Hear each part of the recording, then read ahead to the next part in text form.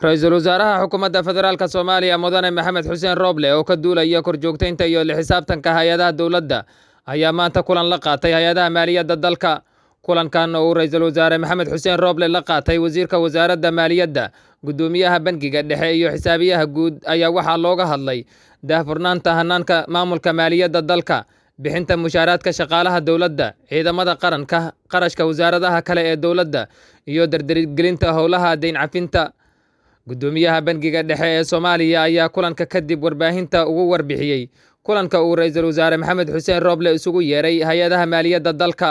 maanta waxaa shir aan la qaadanay Ra'iisul Wasaaraha Xukuumadda Federaalka Soomaaliya Maxamed Xuseen Roble oo shirkaas oo xubnaha ka soo qayb galay aan ka mid ahaa aniga wasiirka maaliyadda iyo xisaabiyaha guud, gudoomiye ku-xigeenka bangiga dhexe.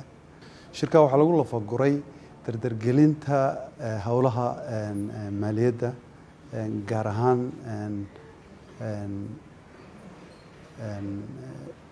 ilaalinta maaliyadeedka.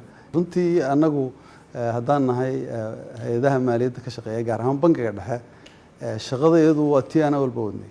haba yaraatee wax raad ah ama saameyna kuma laha doorashooyinka hay-adaha u xil saaran ayaa wada.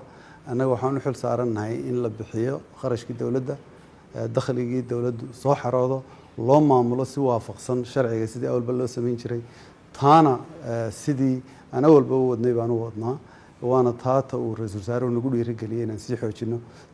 marka hadalkii oo kooban, wax raada kuma laha. waqtigii la bixin jiray mushaharka ayaa la bixinayaa bisha 24keeda. sidii bay u qaadan doonaan mushaharka dhammaan ciidamada kala duwan ee dowladda. shaqaalaha wasaaraduhu sidii oo kale ayay u heli doonaan. doorka bangiga dhexe ku leeyahayna waa inuu fududeeyo ama facilitate gareeyo in kharash bixintaas ku dhacdo waqtigii loogu talagalay.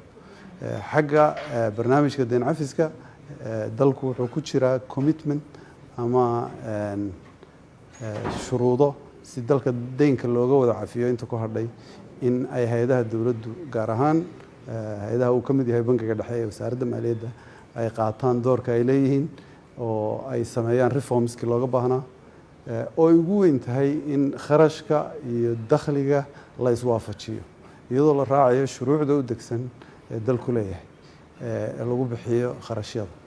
taasna Ra'iisul Wasaaruhu aad buu noogu baraarujiyey, waana shaqadii aan runtii isla qaban jiray awalba oo aan sii dardargelin. Cumar Maxamed, Hirshabelle TV, magaalada Muqdisho.